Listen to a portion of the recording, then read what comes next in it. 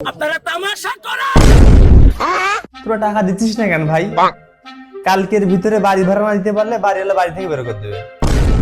জান ফোনটা রাখো তো, তোমায় আমি ব্যাক করতেছি।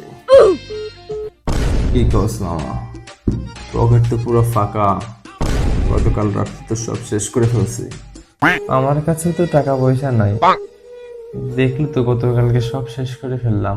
আমি তো ভাবছি কি করি।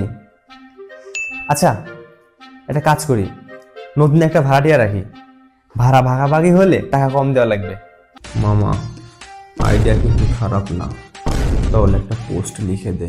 তাহলে আমি একটা বিজ্ঞাপন পোস্ট করি, আমাদের সাথে থাকার জন্য একজন ভাড়াটিয়া চাই, ভাড়া সময় মতো দিতে হবে।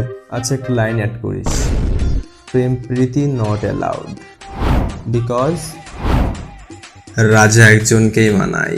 আচ্ছা এইটাও অ্যাড করে দিস, হ্যাঁ, যে থাকতে হলে থালা বাসন মাজতে হবে।